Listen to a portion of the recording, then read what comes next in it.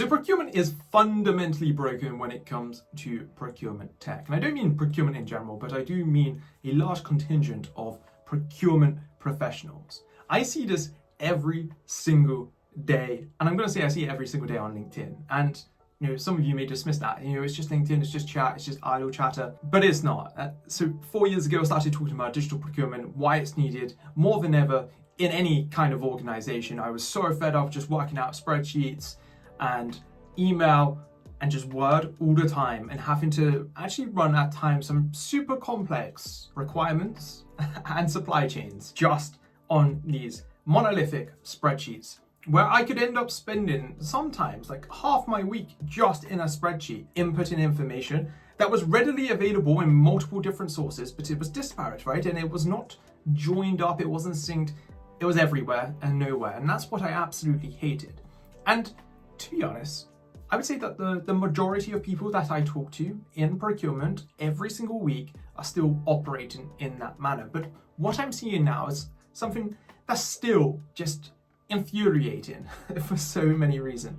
There is this camp, right, of people in procurement who think that because it's always worked in terms of using spreadsheets, using email to run their procurement activities, there is absolutely no need to spend money on technology.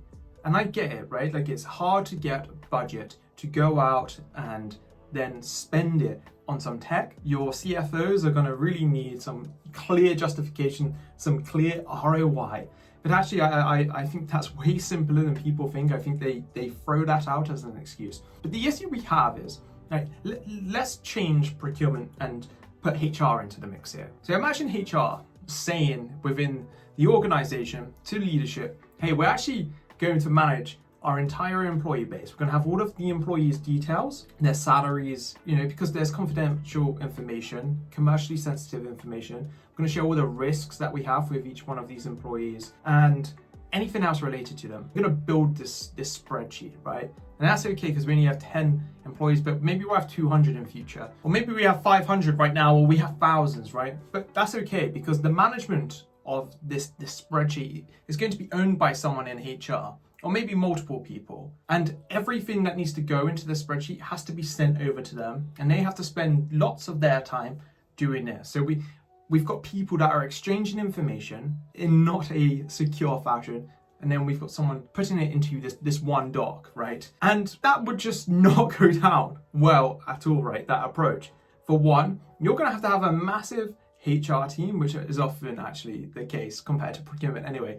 But you're gonna have to have a massive HR team just to enable effectively the data processing, the copy and paste activities, and the movement of data. Now, this is what procurement's doing, but they're doing it with huge amounts of money on the line. They're doing it with huge risks that can effectively derail an entire organization if they come to fruition. So it's always baffling when I hear these arguments that, hey, we've been doing it this way for years. We've been doing it. We're able to go out and do all the activities we need around procurement, supplier relationship management, contract management, risk management. And I kind of call BS to this because I've seen it numerous times, right? People think they're doing a really good job on these activities, but if they are touching them, they're touching them so lightly that they aren't actually doing any justice to those activities. If it's a tick box exercise, they can tick off that they've sent 20 emails to the supplier over the year to manage performance, but they're actually not collating data in a really amazing way, or perhaps they're only doing it for a very small amount of suppliers because they haven't been able to branch out maybe into their other critical, important, strategic,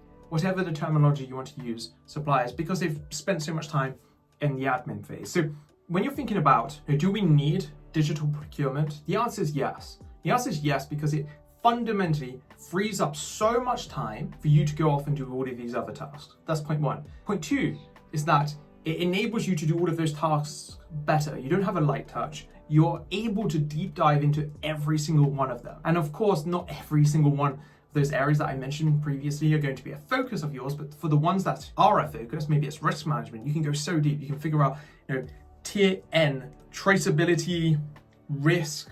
You figure out your entire supply chain. You've got all the subcontractors noted, detailed. You can see if one of them has perhaps poor ESG, how that impacts all the others. There's so much cool stuff out there, so much cool tech out there, and it really enables you to do so much more than work out of a spreadsheet. And I think for the third one, and I often actually move away from talking about this, but it's actually a really easy ROI to prove, is that you genuinely can save ridiculous amounts of money super fast. And if you really focus on getting all your data around your current supply chain, so all of your suppliers, contracts, ideally risks, you can save so much money just by automating renewals.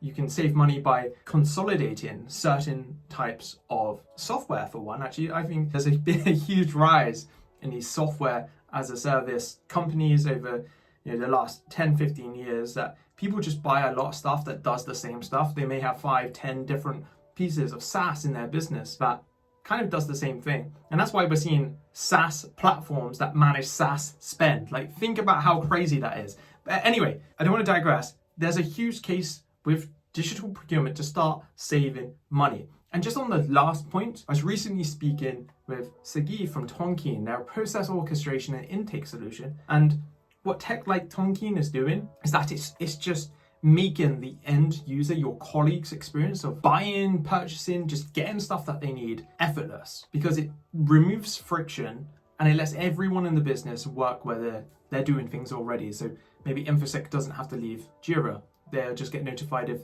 they need to come and review a supplier, and they can do all of that work in Jira. So there's huge benefits to technology in procurement. And anytime you start to think, oh, but we've done it this way, just think like, would marketing, would sales, would HR just do their stuff on spreadsheets? Maybe to start with, as a startup, you haven't got much money, perhaps then. But even then, I've never seen those teams think about it like that. They always think like, how can we do the more valuable stuff while we get rid of the less valuable stuff? And we typically do that with technology.